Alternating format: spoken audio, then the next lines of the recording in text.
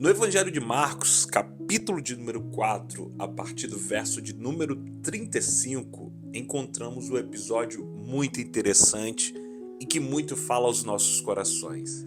Trata-se de Jesus apaziguando ou repreendendo uma grande e temível tempestade.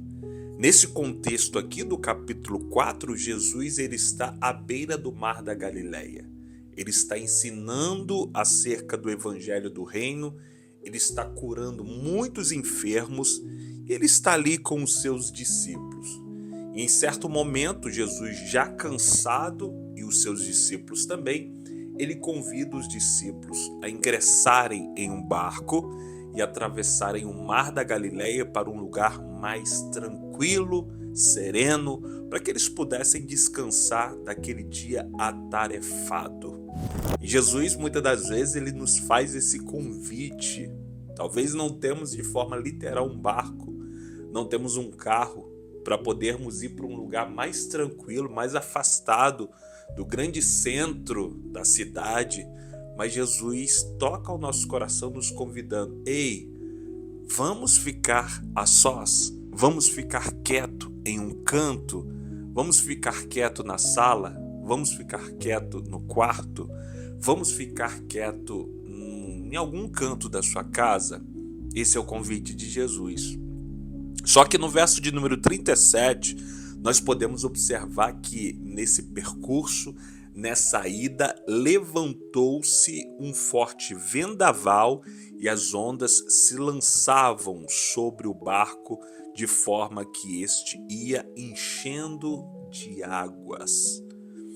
Então, a ordem de Jesus fora: vamos atravessar para o outro lado.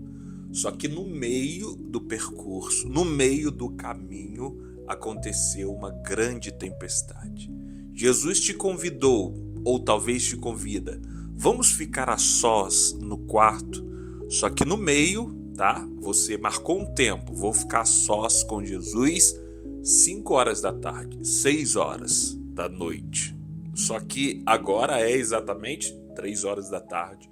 E talvez às 4 horas da tarde levantou-se um grande vendaval ou uma grande tempestade. Não de forma literal, mas simbológica. Aconteceu algo que te deixou para baixo. Aconteceu algo que te deixou cabisbaixo. Aconteceu algo que te deixou muito triste, abalado, estressado. Então, é a tempestade que se levanta. E o texto diz que eles estavam caminhando não no sentido literal, mas eles estavam no barco, atravessando para o outro lado, e uma tempestade começou a tentar travá-los diante da mensagem que Jesus havia dado aos discípulos. A ordem é: vamos para o outro lado. A ordem é: vamos descansar no outro lado. Só que no meio aconteceu algo que queria travá-los, pará-los, e esse algo foi a tempestade. E no verso de número 38 do capítulo 4, Jesus estava na popa, dormindo com a cabeça sobre um travesseiro, e os discípulos o acordaram clamando: mestre, não te importa que morramos? Jesus, diante dessa grande tempestade, ele está tranquilo, ele está dormindo na frente ali do barco, e os discípulos desesperados: tira água, rema mais um pouco, vai para a direita, vai para a esquerda. E nós não conseguimos sair dessa grande e temível tempestade, porque certamente existem grandes e temíveis tempestades que nós não temos condição nenhuma de apaziguar. Existem notícias grandes e terríveis que você não tem condição nenhuma de resolver. Existem coisas que acontecem em nossas vidas que fogem totalmente do nosso controle. Nós estamos diante de um texto e aqui quem está remando é Pedro, Tiago, João.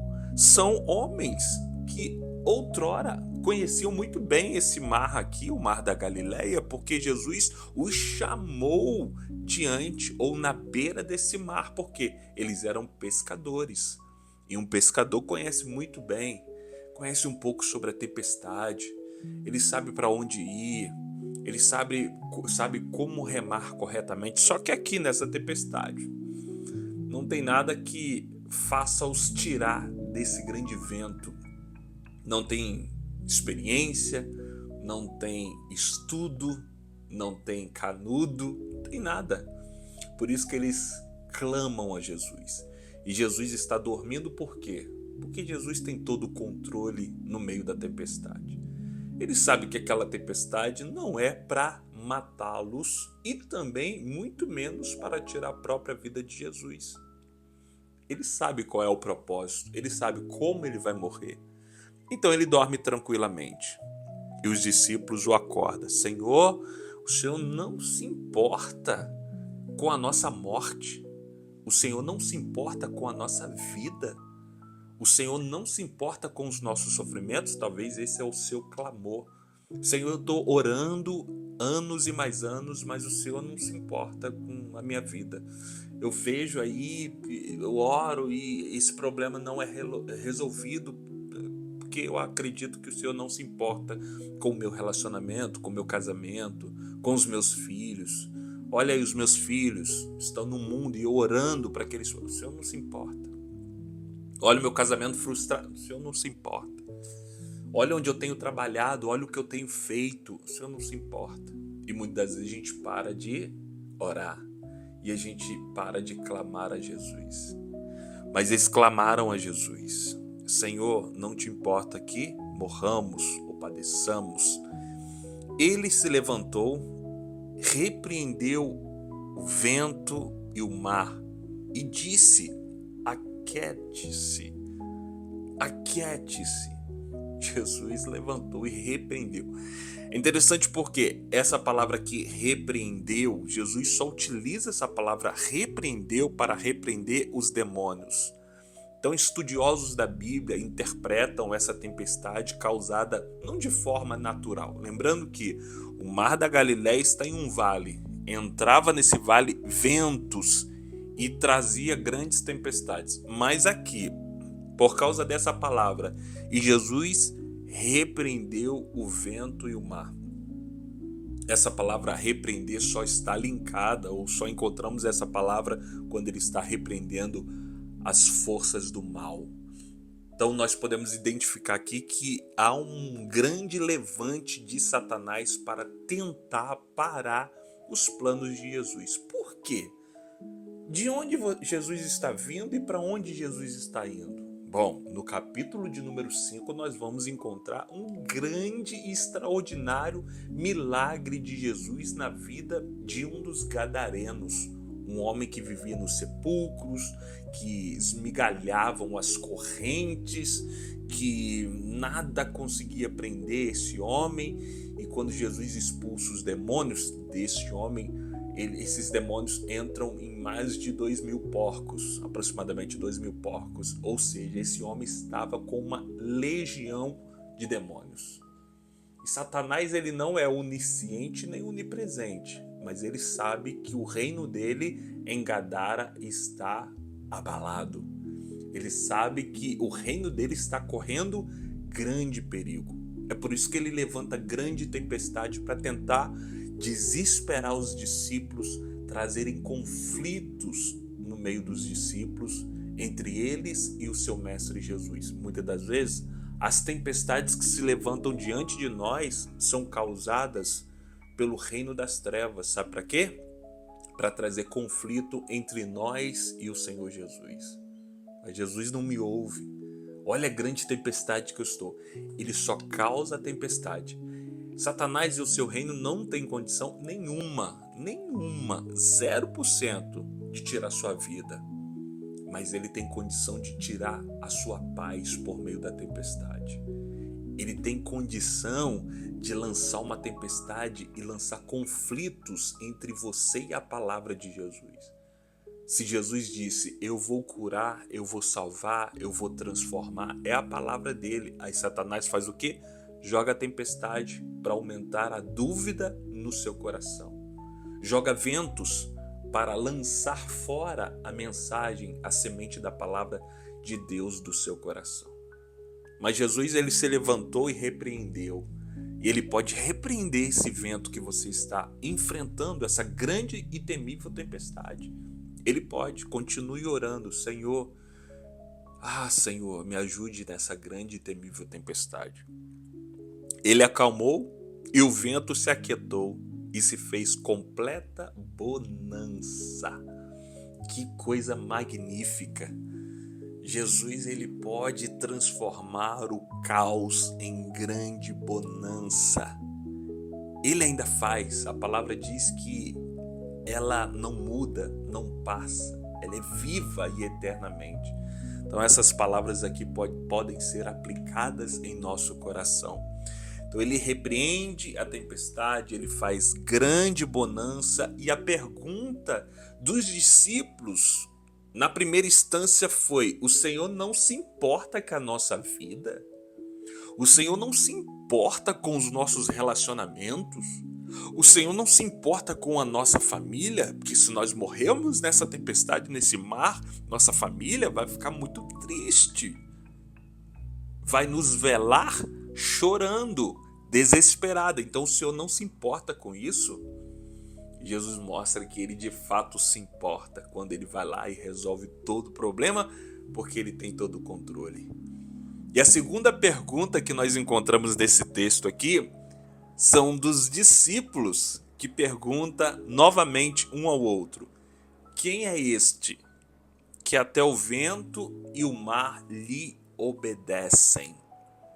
Olha que coisa maravilhosa. Então a primeira pergunta é a pergunta da dúvida: o Senhor não se importa com a nossa vida? Só que quando Jesus se manifesta mostrando a sua onipresença, a sua onipotência, todo o seu poder sobre as nossas vidas, quando ele se manifesta em um milagre maravilhoso, a pergunta que tem que ser feita é: quem é esse que até o vento e o mar lhe obedecem? Quem é Jesus? Então, antes de você questionar em meio à tempestade, vem para essa pergunta: Senhor Jesus, eu estou vivendo uma grande e temível tempestade, mas eu sei que o Senhor é aquele que vento e mar lhe obedece. O Senhor é aquele que pode apaziguar toda e temível grande tempestade. Não pergunte, não questione no meio da tempestade, não afirme coisa que não é verdade sobre Cristo. Ele está olhando, ele está observando. Na outra tempestade, João 6, que os discípulos enfrentam, e Jesus vai caminhando sobre as águas. Nessa outra tempestade, Jesus ele está de um alto monte, olhando e observando, e no momento certo ele vai apaziguar a tempestade. Essa aqui ele está na popa e está dormindo, está tranquilamente, porque sabe que tem todo o controle. Então pare de questionar, ele está vendo. Se ele não está resolvendo ainda, porque não chegou a hora, mas ele está vendo. Então fique calmo, fique tranquilo, porque no momento certo ele vai apaziguar. Talvez essa tempestade seja para te amadurecer um pouco mais, mas ela não serve para te matar, porque ele tem o controle da tempestade, ele tem o controle de todas as coisas, ele tem o controle da vida, ele tem o controle da morte, ele tem o controle dos céus e da terra. Quem é esse? Esse é Jesus, que vento, mar, tempestade e tudo se faz bonança na presença dele. Traga ele para sua vida, traga ele para sua casa, e é certo que ele fará bonança na sua casa diante dos seus.